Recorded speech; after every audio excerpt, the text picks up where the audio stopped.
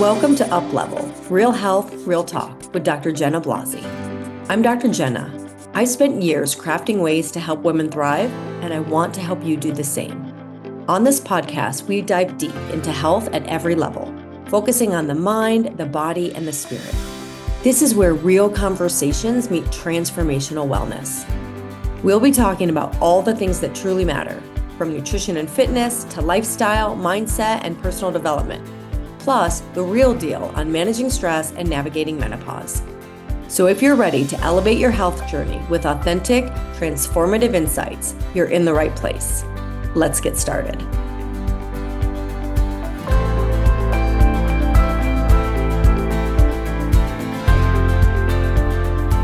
Hello, and welcome back to UPLEVEL. I'm Dr. Jenna, and I am really excited about today's conversation because if you have listened to this month's episodes, we've talked about how confusing health can feel right now. And today we're going to take a step further and talk about how to actually decide who to trust.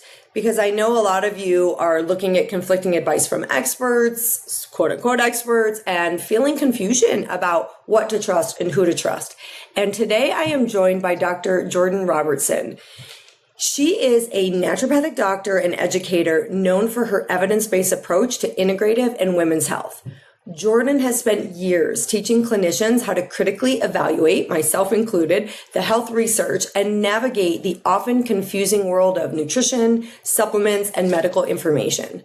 She's also the founder of The Confident Clinician, where she helps practitioners better understand and apply evidence-based care in a practical and thoughtful way. She has been an amazing mentor to me and really changed the trajectory of what I was doing in my understanding and helped me learn to critically appraise research, sift through a lot of the noise that honestly I bought into for years.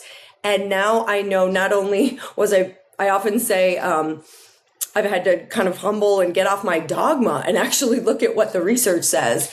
And so I'm really excited for this conversation because I think so many women today are trying to make sense of conflicting health advice, social media trends, and expert opinions. And Jordan brings a really balanced and nuanced perspective to these conversations. So I'm grateful to have you here. I'm grateful for her mentorship. And thank you so much, Jordan, for joining us today. Oh, thanks so much for having me, Jenna. This is my favorite topic to talk about. So I'm so happy for the opportunity. Awesome. So let's start with something that I actually just did a few podcasts on, which is why health feels so confusing. From your perspective, why do you think health feels so overwhelming right now? And I'm curious, I feel like we've seen this explosion of conflicting information in recent years. Is that your perspective as well?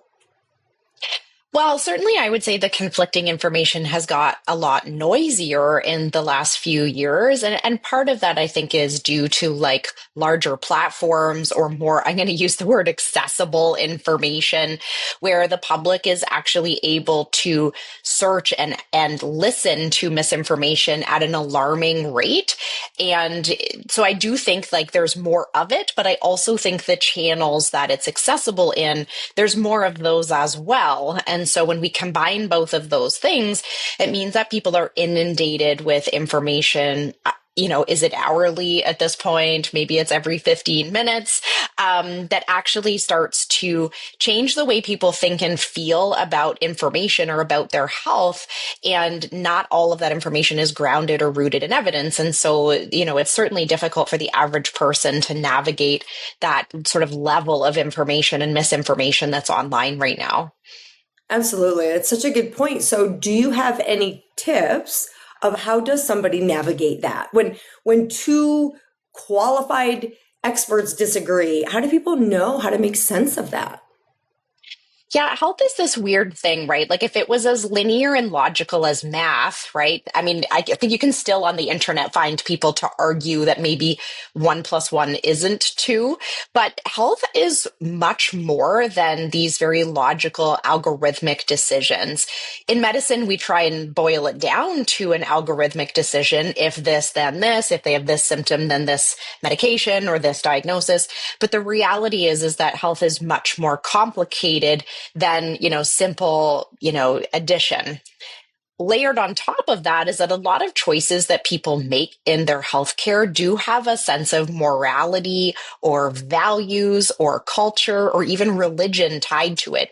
And so we're layering on top of already complicated decision making that is not as simple as 1 plus 1 equals 2, is we're layering concepts on top of that we're always going to have disagreements on or a differing opinion on, right? If people feel like there is a morality around eating a particular way, then they're going to be very opinionated about that stance.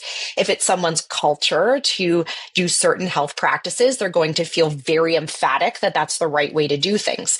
So not only is the decision in medicine like complicated at the best of times, we've thrown a lot of like humanness on top of those decisions, which can really cloud like the loudest voice in the room, essentially around who's correct and who's right. I mean, I think, for most people that are trying to navigate this like complicated discussion online is trying to tease apart like what is an actual medical decision versus what is a personal opinion or personal decision is a really great place to start, right? We may have like different opinion in terms of like what we like to wear, right? And that like, some health decisions come down to opinion and values and just personal stance on something. And then aside from that, there is like actually the statistical medical data that we have around particular choices. It's when we try and like weld those two things together and then put it in a reel on Instagram that we really confuse the public around how to make good choices for themselves. That is so true and so important. That's one of the things I did a podcast recently on when personalization of health goes too far. So that's a topic we'll talk about maybe a little bit later. But one of the things I said is even in my podcast, 20 to 30 minutes, I can't address all the nuance. I can't address all the context. And I often remind people, I'm giving you like a summation maybe of the evidence, but there are nuances of your age, your preferences, your family history, all of these other pieces, right, that go into it. And the point you bring up about also personal opinion, I don't think I've integrated that, the personal opinion, the culture. I guess from my perspective, I feel like we can make decisions from that place, but ideally we're at least aware, right? That's what we're doing. What are your thoughts on that? Or do you see, okay, here's the evidence, here's my culture, here's my opinion. But I feel like most people take that piece that you're talking about and then, like you said, confuse it. This is fact because of just like, that's what they're used to. Totally. And I won't say that we were doing it correctly when we had very paternalistic or dogmatic approaches to healthcare where, say, the doctor was the person who knew all the correct information. I won't say that that was correct. Well, definitely we know at this point that that wasn't correct, where doctors were the gatekeeper, where the average person didn't understand how their bodies worked, and they had to like implicitly trust another person to make decisions.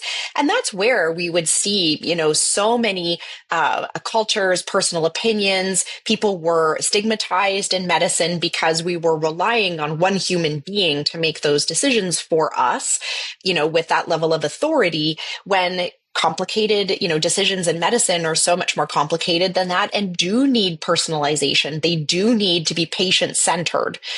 The challenge is now is that we've completely ruined the idea of medical expertise, and we've made it seem like the doctor has no value in the discussion. We've really decentralized practitioners as part of the decision-making discussion, and we've put the majority of the emphasis on the patient.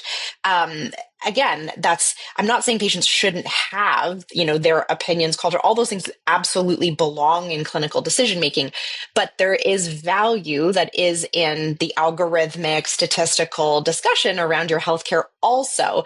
Like, to me, like, the absolute beauty would be as if we were able to bring both of those things together and have, this is what the research suggests, but how do we actually make a patient-centered decision that is personalized, but meets us where the data is? The internet has swung, the discussion away from the care providers towards, it's basically decentralized the information.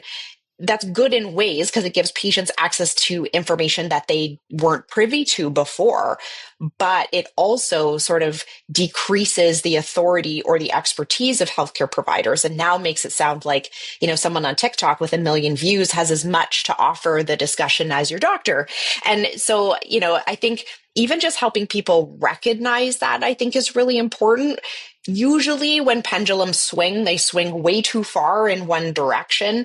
I would love to see it come back to, that dialogue between healthcare providers and patients being more effective, rather than us swinging it so far that now we've, deemed the doctor as being useless as part of the conversation.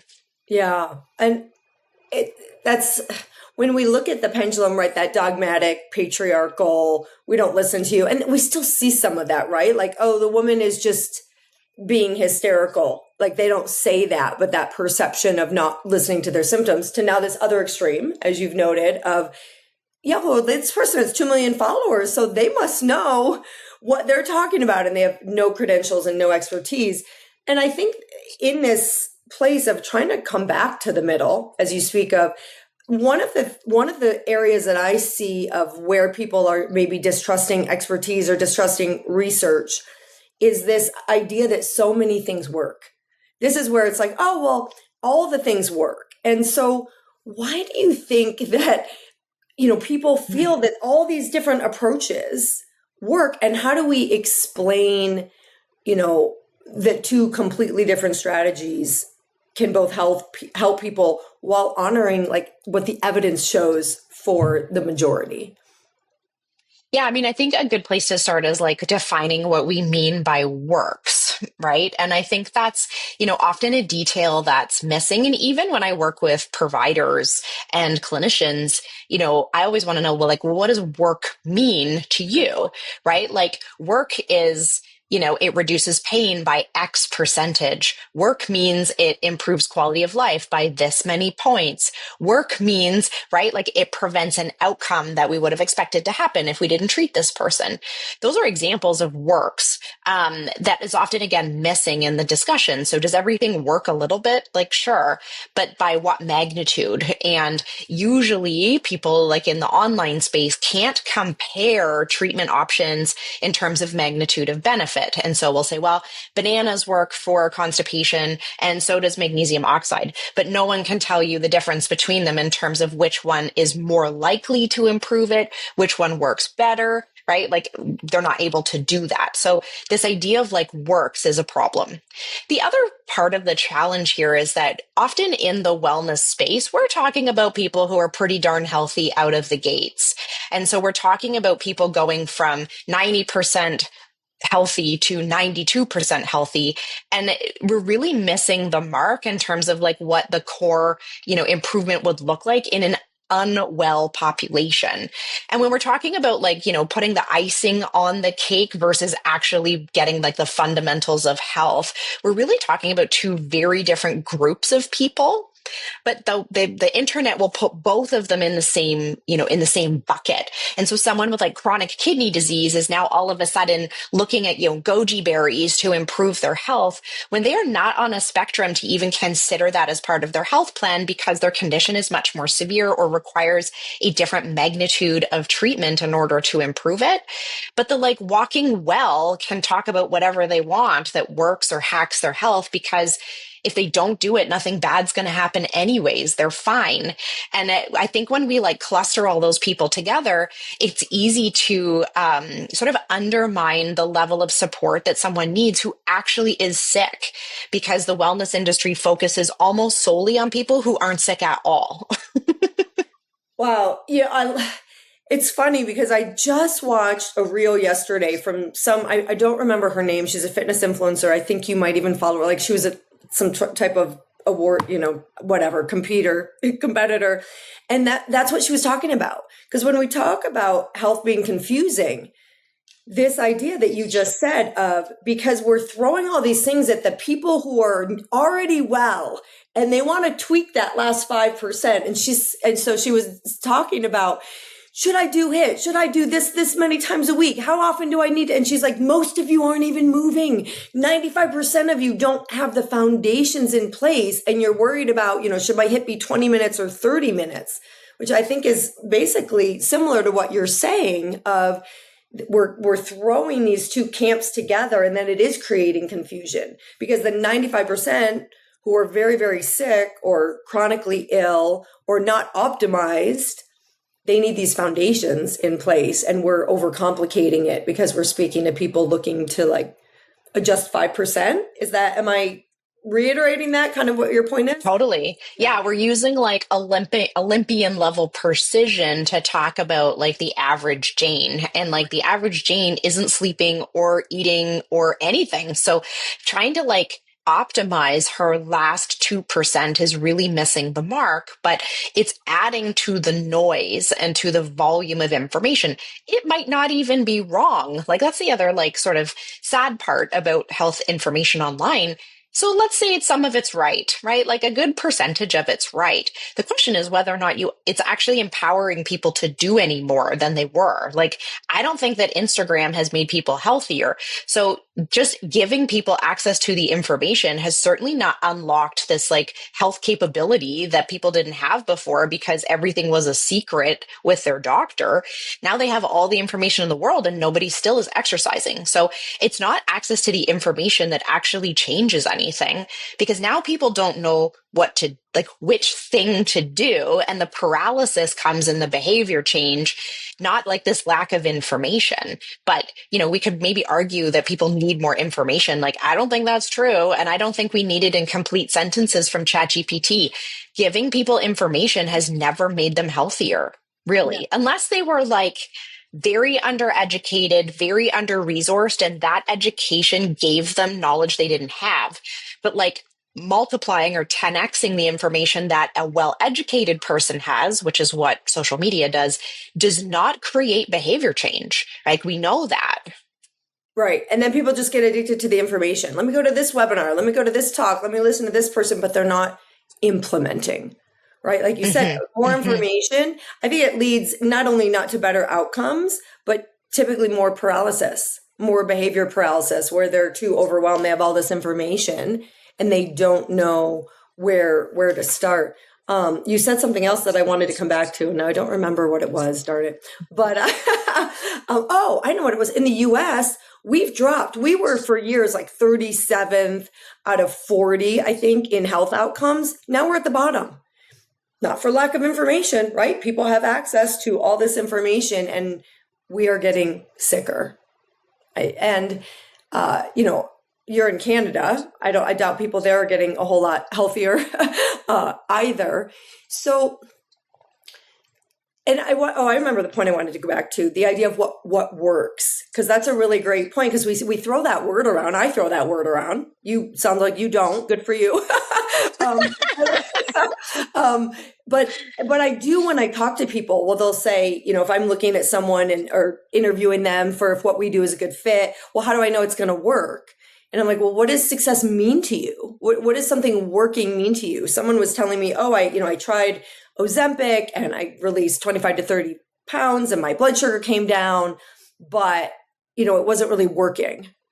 And I said, well, what were you looking for it to do? And so I think it's very important that we're really clear on, I'll say to sometimes I'll say to people, what would make you quit? Because what we do is like, we take people through, how do you implement all this? How do you implement the foundations? How do you make exercise a regular part of what you do and eat healthy and get off this roller coaster of like, I did the things and then life happened and I didn't, and I did them. And they'll say, well, if I don't see results. So there's the one question of, well, what does results even mean to you? The other is I'll sometimes say, well, what are you going to quit on? Eating healthy? moving your body, managing your stress. Like, what are we talking about here? And in what time frame? Well, if I don't see results in this amount of time, does that mean the scale? So anyway, I digress a little bit because I think that it's so important for people to look at what you're talking about, which is we don't need more information. We need help implementing and also being clear on what works, like what does work, not on what works, but what does that mean? What is the outcome? I love when you do this in the Confident Clinician, when you break down, like when we're working with acne, people want this result, but realistically, they can expect this because if we're completely mismatched, then that won't align either, right? And which brings me to the question of, do you think that sometimes people confuse correlation with causation in health? And then they either are running towards something that really doesn't have the evidence, or they give up on something because they think that something else correlated with, oh, I just started this medication and now this happened, when really it's, their kid just got in a car accident and they're super stressed and it's not the thing they just started taking. 100%. I mean, I think clinicians confuse correlation and causation. So of course the average person also does. And correlation really is just like things that are happening at the same time or under the same circumstances as each other, but maybe they're not putting any pressure on each other to happen, right? They're not influencing each other. They just both happen to be there at the same time.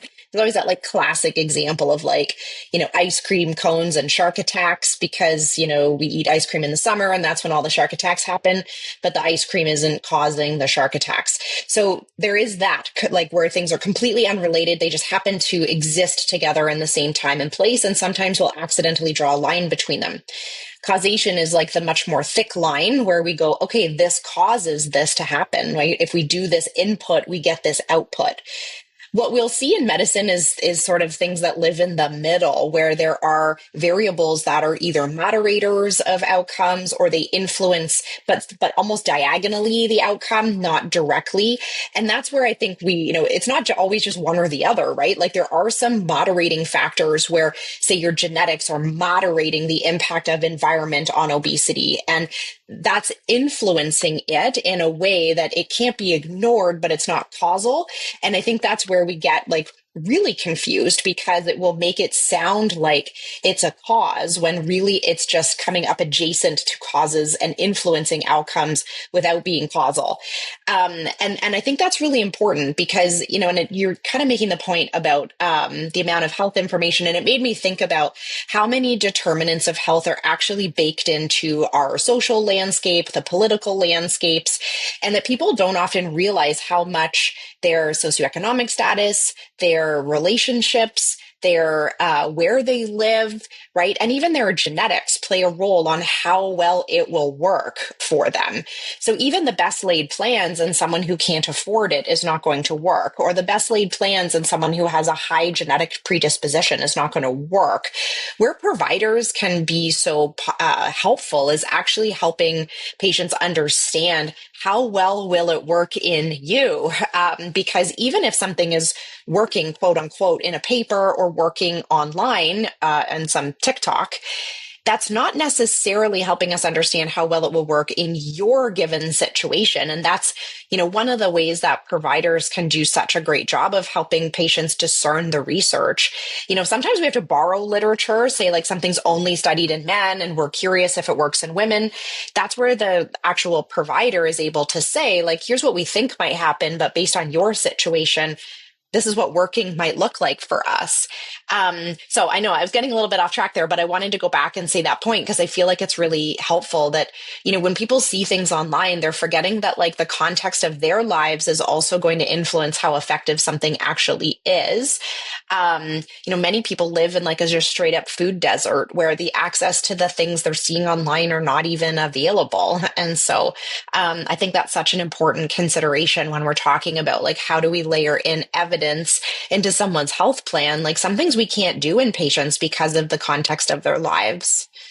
Absolutely. And I think that bridges really well into one of my favorite topics, which is absence of evidence versus evidence of absence. Because when are we borrowing research? When are we seeing the person in front of us, or for our listeners, like, you might be the outlier. Now, I think that I will say, I feel like historically women tend to often believe they are the outlier when they're not. They just need some help implementing these basics, and they actually will start to get the outcomes that they want. And we can get, this is getting into mindset a little bit. I think we can get caught in our story of like, this can't happen for me because, but bringing it back to the evidence piece, we've got anecdotal evidence. We have, and just what you said, like, I see this in sometimes you'll say something, then you'll show us the research in the Confident Clinician, and then people have all of their personal experience, and they're like, that can't be, dairy makes me bloat. There's no way it could be, beneficial for some people. And so one area that I think people struggle with, and myself sometimes as well, is how to think about things where the evidence isn't fully there yet, like you just noted, especially when there's strong antidotes or maybe emerging research, or, in the peptide space, they're like the animal research, but there's not a lot of clinical human data. And so, but these clinical experiences, and especially when we're hearing about them online so loudly, they seem compelling. So how do you personally think about the difference, between the evidence of absence and absence of evidence, and integrating that in guiding care? Mm-hmm. Yeah, it's funny. Stories sell, right? Like when we see the story of the one person who had the miracle solution, like we want to believe that against all odds, even if like the evidence is really weighted against that outcome. The story of the person, with the cute little blue eyes or whatever, will sell the story way more than the data, unfortunately. Right. But I think that's just how humans work. And we make decisions mostly by the way we're feeling and our emotions, not from like the hard facts necessarily. But it is a good question because, and the way I always try and get people to think about this is like, there is a bit of a strategy for how we make decisions in medicine. And there's like kind of our grading and tolerance for how risky we're willing to be based on like the circumstances that are in front of us. So if we take, say, for example, and just stick with me because I know that's going to be like a bit of an example, but I think it will help. If we have a super, super, super healthy person who, wants to like hack their life, and we've heard that like eating a banana, while they're riding their bike, wearing a purple turtleneck is going to lower their HRV. Like, there's no real evidence for that, but like, sure, give her, right? Like this, there's no harm, right? You're going from maybe 99% well to 100% well, and we'll know pretty soon if it's working or not. Like, who gives a shit? Just try it out, right? So that's on one end of the spectrum. And sometimes we confuse that with with being okay with that level of evidence. But it's really only okay because of the person we're talking about. They're already fine. The outcome we're looking for, which is optimization, not life or death. We'd know if it was working right away or not. It's pretty inexpensive unless you don't own a purple turtleneck. And unfortunately, now you'll have to go buy one. But like, it's checking a lot of boxes where we're like, this is pretty not risky, and we can try it on. And if that person feels better, like, power to them. We also, on the other end of the spectrum, occasionally have patients where they're in a life and death situation. There are no options. They've tried everything. It's a kitchen sink, last resort, Hail Mary, and everyone's okay with it, right? They're doctors, they're specialists, their family, themselves. And we've said, you know what? We're just going to have to, like, either we throw in the towel or we try this thing. That thing might have side effects. That thing might be untested in people, or it might be in a phase 2 clinical trial. That thing might be awfully expensive. That thing, right? But we're willing to tolerate that level of risk given that circumstance, because the other option is death, certain death, right? And if that was the case, like, we would roll the dice on any other intervention. Then there's everybody in the middle. And this is where it gets messy, because we have people in the peptide space who want to inject things that have never been tested in humans. We have no idea if they work. We have no idea if they're going to do the outcome we've asked for. We don't have safety data. So, and this person is not in a life or death situation. Usually that person's like, oh, my arthritis is kind of sort of preventing me from squatting, and so I'd like to inject this unknown substance into my leg. if that's even where they inject it. I have no idea. So you can see we're now mixing the tolerance. We're saying we're not life and death. We're trying to optimize health, but now we're missing a lot of the data that we previously we would not be okay with making decisions like that. I think if a cardiologist came into the picture and said, hey, do you want to try this drug? We have no idea if it works. We have no idea if it's safe. We have no idea. We've never studied it in humans. Do you want to take it to prevent your heart attack? The people who are injecting peptides would tell that person to take a hike, but yet they're willing to do it with some other substance. So you can see that when we get into the middle where it's not life or death, we've got some novel ideas. It's biohacky, optimizing. We don't have really strong safety data. We're mixing a lot of those extremes in decision making into a person's health. I'm not saying it's right or wrong to take peptides, although maybe it's wrong in this moment. But what you can see, that it's actually not that clear, but yet it's often presented as science is the problem or the scientists are the problem because they haven't studied it. It's well, why are we willing to bend the rules for in our mind for certain outcomes and certain things, but we would never do it for something else, right? If we're not going to treat every drug the same way in our mind, why do we create all these exceptions in our mind about certain medications or certain indications? So I forget what the original question was, but that was my long-winded answer. Oh, your absence of evidence, evidence of absence. Someone sent me a message this week because there was a podcast about GLP medications for mood and for the brain effects. And they say kind of explicitly in the podcast that just because we don't have evidence for it doesn't mean we shouldn't be considering this. And someone sent it to me saying well, what do you think about this, Jordan? Should we be brushing up against the edge of evidence sometimes? And my answer was well, if we're going to talk about GLPs, don't we have the luxury of millions of people taking them at this point, well-established safety data? We have biological plausibility, and we have clinical trials that are showing adjacent outcomes. So if you want to try it for your ADHD, I don't think that's a big leap, actually. We're pretty darn close. That would be right at the edge of evidence, but we've got a lot of other boxes checked there where we probably would be okay with it. But if we take an unknown substance with no safety data, no human data, no biological plausibility, no adjacent outcomes, which is what a lot of the other peptides are looking like right now, why would we risk that? Right? And I don't know the right answer to that, but sometimes we'll use one theme or one idea, and then we use it as a blanket statement across all medical decisions. They're all unique, right? Every decision's unique. So GLPs have been studied in billion people at this point. If you want to try it for a new indication, and that's outside the evidence, you're closer to making an evidence-based decision than you think, actually. Whereas when you're using substances that don't have that level of evidence or research, now you're in the Wild West. Those are not the same thing. Is that clear? Yeah, absolutely. I think that all of that is really key for both practitioners and patients, because it's always our own individual risk tolerance, but then it's what are we looking at all of these pieces? What are we trying to achieve?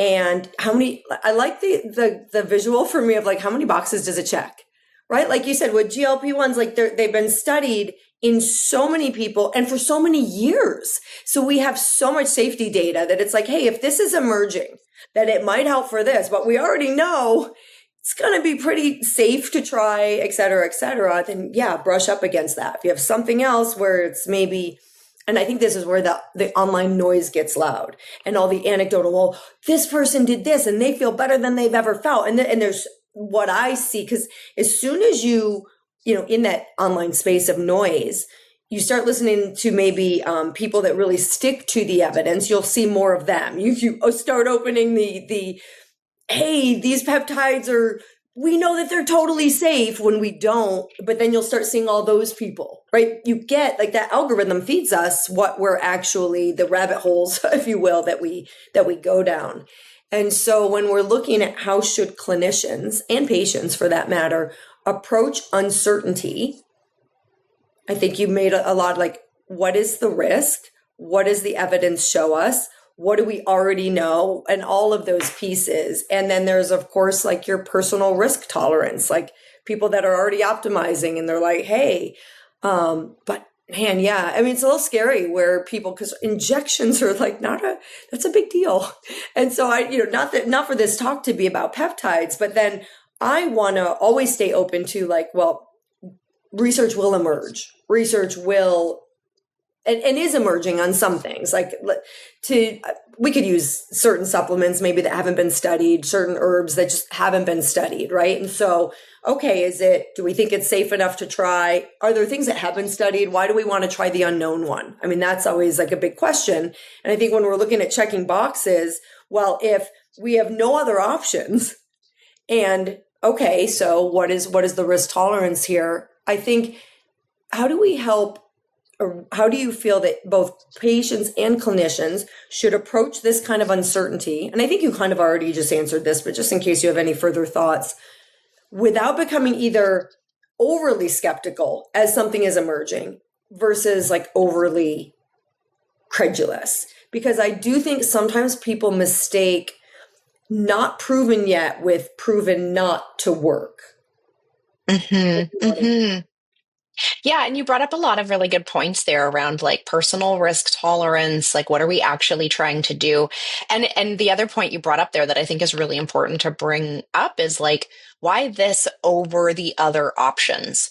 Like, there are not that many health conditions that don't have a solution at this point, right? Like, we've done a damn good job in science figuring out a solution for pretty much everything. And so when people are looking at experimental or uncertain outcomes with very like new or novel ideas, like the first question I have is like, well, did you try the stuff we already have? Like, did you do it as long as you were supposed to at the dose that you were supposed to, combining it with all the other, behavior change and lifestyle things that you were supposed to, right? And I think when I think of the peptide person who wants their recovery to be better, like, I don't know, does that bro sleep? Like, does he take his creatine? Does he drink any water? Like, does he have like healthy, relationships? Like, there's so many things that are better for recovery than us injecting an unknown substance into someone. Again, if you have a rare genetic disease that we have no solutions for, by all means, get creative. But the vast majority of people that are looking at novelty or looking at hacking or just, again, brushing up against that evidence that we don't have yet, they have not done the things that we know with more certainty actually work. And that's like, it's such a we're just like, you turn like a blind eye to the things that do work because we want the like new flashy thing. That's not really what medicine is about, actually. And so, it's like this, like we just disassociate from like the known things, and then we like have this like conflict where we want the brand new thing. So I think that's important to bring up. And I know that wasn't exactly what you asked, but if something isn't proven yet, that doesn't mean we won't prove it one day. But remember that we would have to prove it, and it would have to be better than what we currently have in order for it to be the number one choice. Like, not only does it have to work, it has to work better than the current options. And for many conditions we're talking about, whether it's arthritis or depression, like, we have great options. So, can you imagine that we come out with a drug that's better than the things we already have, or come out with a solution that's better than the things we already have? Maybe. I mean, obesity, I think, has been the greatest advancement from a pharmacological perspective in recent years because we didn't have anything before, and now we do. But most other conditions, like, we have like a decent menu of options you could choose from. If the brand new novel solution works better than those things, like, I'll be pleasantly surprised. But we haven't had massive drug innovation in most areas of medicine in a long time. And, it's not because we haven't tried, right? If you really dig into the research, they are looking at novel targets. They are looking at trying to improve health outcomes with new strategies. But the things we've got for many conditions are awfully good, and most people have not tried them to like the level for us to know if it's going to help them. Yeah, it's like it's shiny new toy. Shiny new toy. I find myself saying a lot in my podcast, this isn't sexy. This isn't the sexy stuff. these are the basics. And Yeah. Super boring, yeah, super I mean, effective. right. I mean, even like the supplement stacks. I used to take so many supplements when I was doing this restoration project like out of college, and my teacher, he used to call it my Hunter S. Thompson trail mix, because every morning I just like reach in and grab all my vitamins. And so to that example, was I exercising? Was I sleeping well? Was I eating well? Like, I think I just thought I needed all these things, right? But a lot of the people are not. And I think you brought up a really excellent point of it has to work better. Like, why are we trying to replace something that we know works? And it for some reason, the crazy metaphor or analogy of like your kid is failing math, and this math tutor who's been proven to like help people learn and help kids succeed and do well. And then there's this like, I don't know, better looking math tutor that nobody really knows. And they have no track record. They can't show you all the students they've helped, but you're like, well, I'm going to go with that person because I don't know, they seem more natural and I have a good feeling about them. They're new to the neighborhood. Yeah. They're like, hey. And instead of like, okay, maybe they'll prove themselves. It doesn't mean they're not great. But would you hire them before Let them experiment let other people experiment with them. Get that track record, before you pay them. So for some reason, that's what came into mind when you were speaking. So speaking of the new sexy thing, I do want to talk about like this whole personalization. I'm going to call it like the personalization trap. And I know that, you mentioned a lot of really important things like culture and socioeconomic status and individual preferences. And so there's, I think, legitimately a big push right now towards personalization because, again, looking at the pendulum, there was no individualization. There was no listening to people and what their own challenges and their opinions were. And so now I believe we've swung the other way with like so much testing, so much data, so much optimization.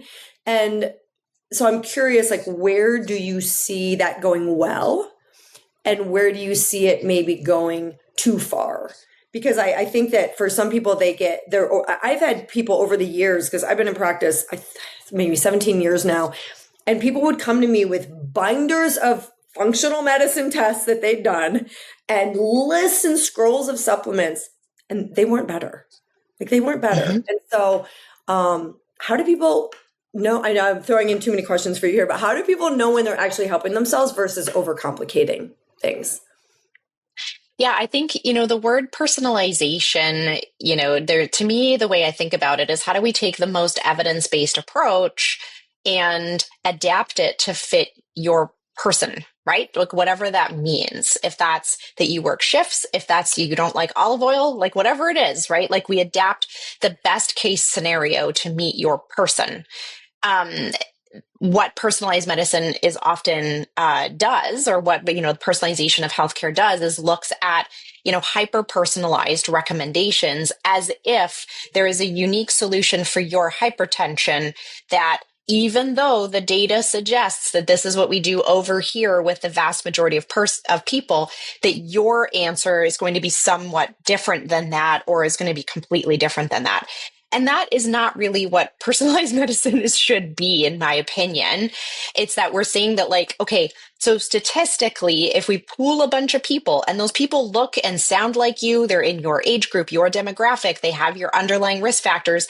If we put them on such and such plan, their blood pressure goes down by 10 points, but you're special. You need kiwis, right? Like, we've made it this thing where like we literally absolve ourselves from using evidence to then hyper personalize the recommendations for that person. That's not really what it is. It should be, how do we take the best case scenario and adapt it to be able to be executed by you in a personalized way, because you have your own life, you have your own preferences, you have your own culture, you have your own barriers.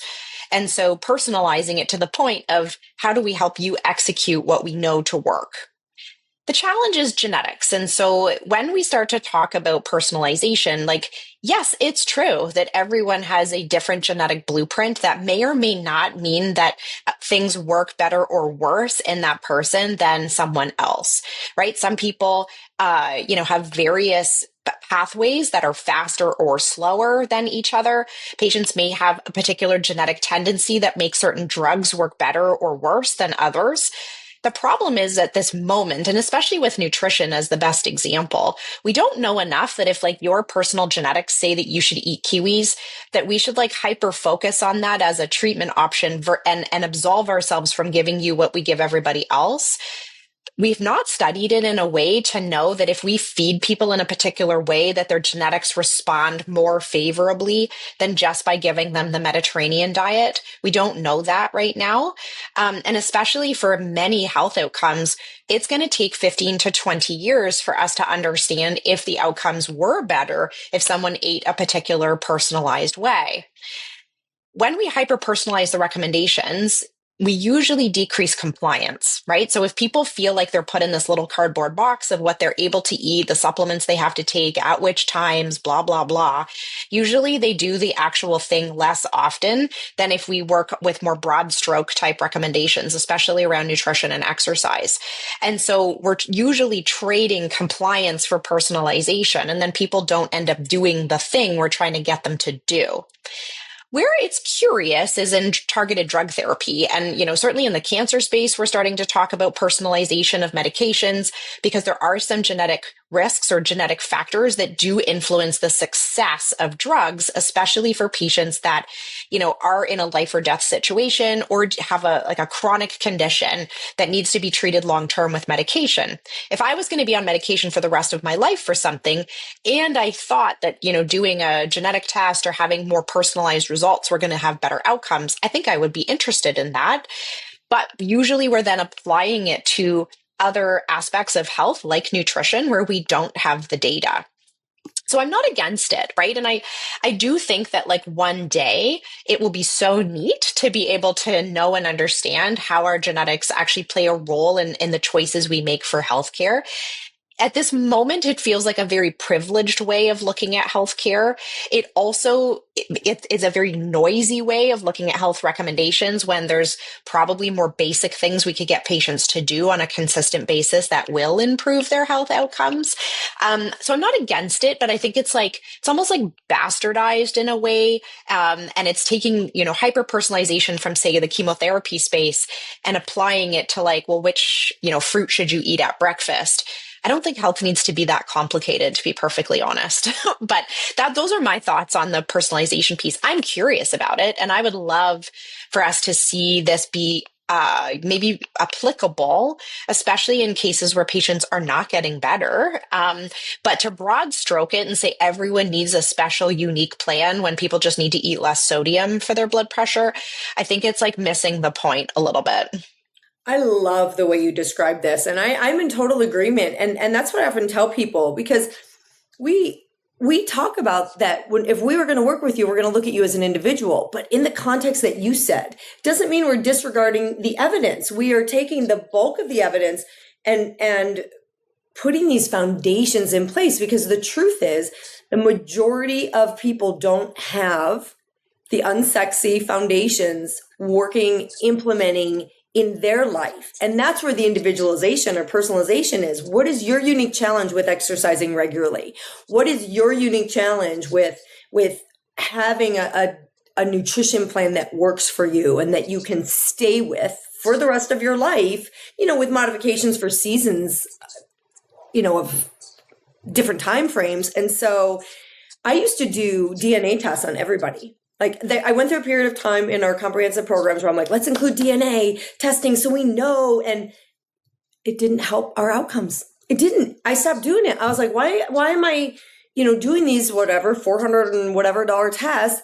Let's save that for the scenarios that you said, okay, you seem to still require an antidepressant, but you're not having the normal responses. Where does your genetics and your individuality play into that?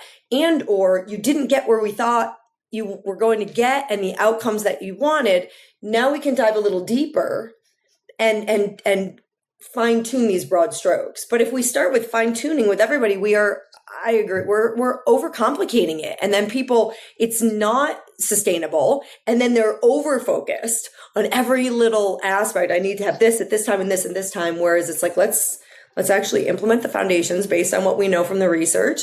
And then we can fine tune that for you as an individual with your unique life and challenges.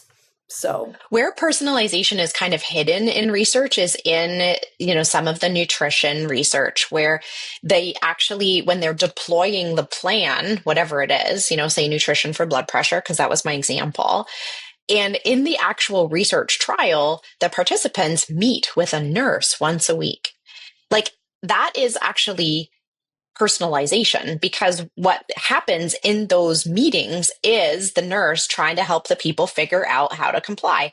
That is personalization right there. That is like the best evidence we have for personalization, is that when provider time goes up, compliance goes up. When provider time goes up, people get better outcomes. Why? Because it's being personalized. They did not in those studies adjust the treatment every single week because of the person's personalized need for medicine. They talked to them personally about doing the thing that everyone did, right? Everyone did the same treatment, but they were talked to as an individual. And that's actually what made them succeed.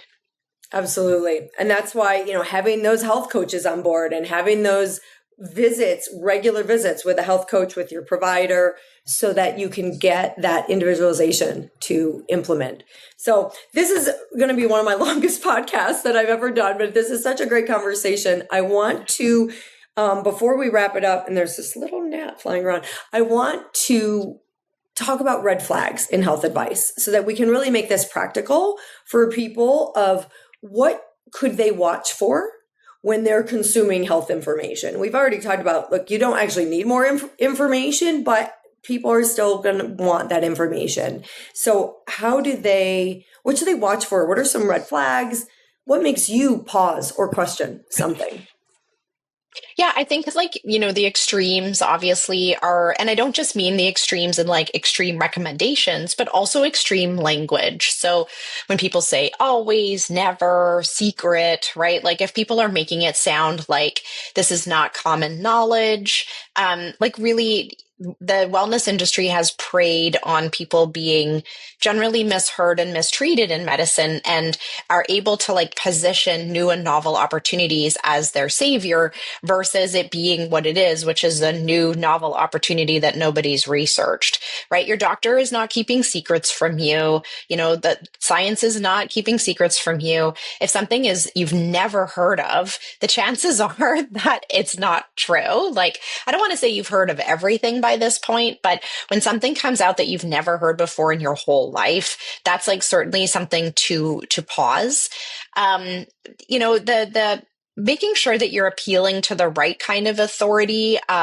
Usually the people that are the loudest or sound the most confident, are the most beautiful. They don't always have the right information, right? And so making sure that when you're attracted to something, that you're questioning what it is that attracted you to that person, to make sure that it actually is, an expert. Most experts don't talk in absolutes, right? Like the more someone learns about something, the more they realize they don't know, or that it depends. So when people talk in absolutes about your health, like do this or else, or this always works, or if they don't leave room for any other perspectives or considerations, usually that means they've like polarized their opinion on it in a way that is, forgetting to look at the evidence like in a more sort of rational way. As a sidebar, I would say anyone who's framed their identity around the way they treat people, usually that's a little bit of a red flag for me. So for example, if someone called themselves like the ashwagandha doctor, that's a little bit of a red flag because that herb is not always the right choice. But when people online are building their authority or building their offer, they often are positioning it around their methodology. Like no cardiologist is like, I'm the Lipitor guy. Like we would die, right? If someone called themselves based on their therapies that they use. But in health and wellness, we often will use the treatment as our like subtitle. And that's a red flag because the research will change. Ashwagandha is not going to be the best thing in every circumstance. But when people when people identify with the way they practice, it usually means they're not taking an evidence-based approach, because you would have to remain open to the idea of changing your Instagram handle if you truly were going to be evidence-based. And so those are some things I think like are great tools and tips. I mean, certainly in the age of AI, like anything can look really credible. Anything, people could literally make a reel that said, I said to do things, right? And use my voice and my likeness and my picture. So making sure that you have those trusted people that you connect with in real time, like not just through social media, is also another great way to avoid some of those like red flag pitfalls, because pretty much the majority of the internet's made up at this point. And so let's like connect with the real humans who deeply care about how you are, and not just trying to sell you something. Yeah, great points. The extremes, the overconfidence or certainty. I think the people that are really diving in, it's like the more we know, the more we realize we don't know. And when there's lack of nuance, which is hard in reels, it's hard on social media to include that.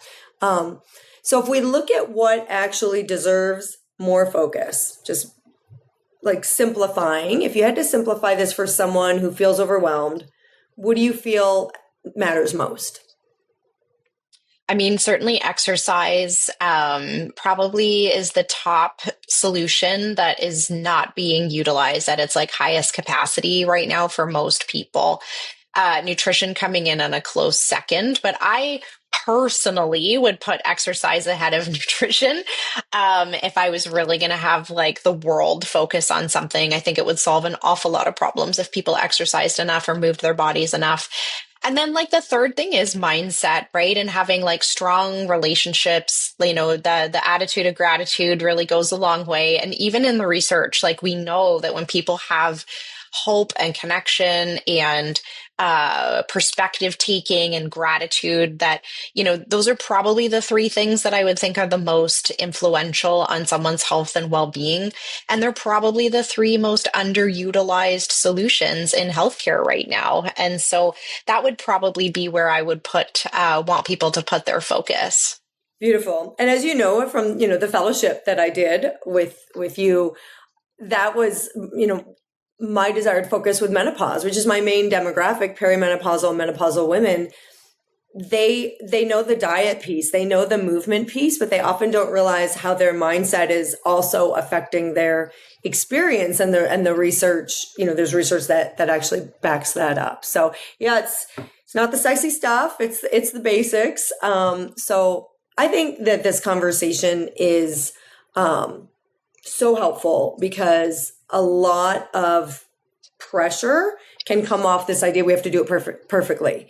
That it has to be for it to work for you. It has to be at this time, in this way, in this, because there are these broader strokes that will bring great outcomes. So I really, I think this will help a lot of women. I hope this should help a lot of women feel more grounded in their approach. And if you're, and the thing is, when we look at those red flags, the people who, maybe look like they're sort of perfect and they're super certain and they're talking in extremes, it's tempting, right? We want that quick fix. We want that, that sounds, and that old adage, if it sounds too good to be true, it probably is. It's probably missing nuance and implementation and research. So may this help women feel more grounded in their health. I want to thank you so much for joining me today and helping sift through this.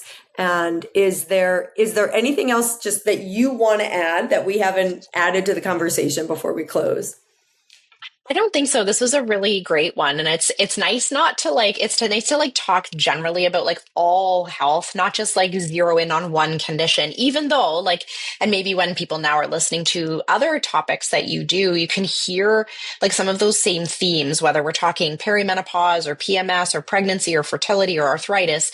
Like the same tenets of clinical decision making should still always be there. There isn't really a condition or a scenario where we absolve clinicians or people from making decisions in this way, right? We still need balance. We still need nuance. We still need research. We still need to have trade-off discussions.